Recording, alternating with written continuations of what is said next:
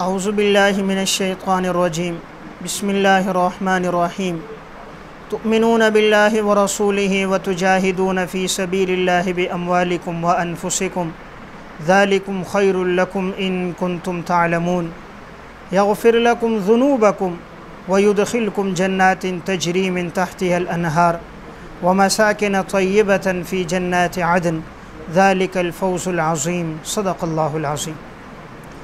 گفتگو چل رہی تھی کہ شریعت میں بعض اعمال ایسے ہیں جس کے ذریعے سے انسان کے گناہ معاف ہو جاتے ہیں، ان میں 20ویں نمبر پر عمل ہے جہاد کرنا۔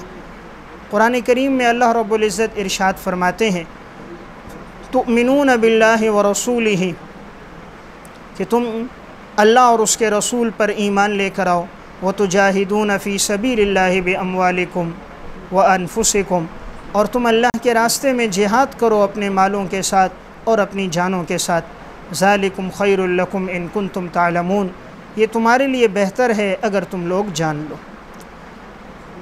جو اللہ کے راستے میں جہاد کرتا ہے تو اللہ رب العزت اس پر انسان کو کیا عطا فرماتے ہیں؟ تو قرآن کریم میں 3 چیزوں کا وعدہ ہے۔ نمبر 1، یغفر لکم ذنوبکم، اللہ تمہارے گناہوں کو مٹا دے گا۔ تو جہاد کرنے سے انسان کے گناہ معاف ہوتے ہیں، اللہ اس کے گناہوں کو مٹا دیتا ہے۔ نمبر 2، وَيُدْخِلْكُمْ جَنَّاتٍ تَجْرِي مِن تَحْتِهَا الْأَنْهَارُ، اللہ تعالیٰ تمہیں داخل کرے گا ایسے باغات میں جن کے نیچے نہریں بہہ رہی ہوں گی۔ اور نمبر 3، وَمَسَاكِنَ طَيِّبَةً فِي جَنَّاتِ عَدْنٍ، وہ تمہارے ٹھہرنے کی پاکیزہ جگہیں ہوں گی، ہمیشہ کے باغات ہوں گے، تم وہاں رہو گے، اور یہ بہت بڑی کامیابی ہے۔ تو گناہوں کو مٹانے والے اعمال میں ایک عمل ہے جہاد کرنا، کہ جب انسان اللہ کے راستے میں جہاد کرتا ہے، اعلاء کلمت اللہ کے لیے، دین کی سربلندی کے لیے اللہ کے راستے میں لڑتا ہے، تو اللہ رب العزت فرماتے ہیں ایسے مجاہد کے گناہوں کو میں مٹا دیتا ہوں اور میں اسے ایسے باغات میں داخل کروں گا اور اس کے لیے ایسا ٹھکانہ ہوگا۔ یہی سب سے بڑی کامیابی ہے۔ ہم سمجھتے ہیں جسے مال مل گیا وہ کامیاب، جس کے پاس عہدہ دولت پیسہ ہے وہ کامیاب، جس کے پاس ایک بڑی گاڑی ہے اور بزنس ہے، جس کی پراپرٹی زیادہ ہے، جس کے تعلقات زیادہ ہیں، ہم سمجھتے ہیں وہ کامیاب ہے، یا جو حسین اور جمیل وہ کامیاب۔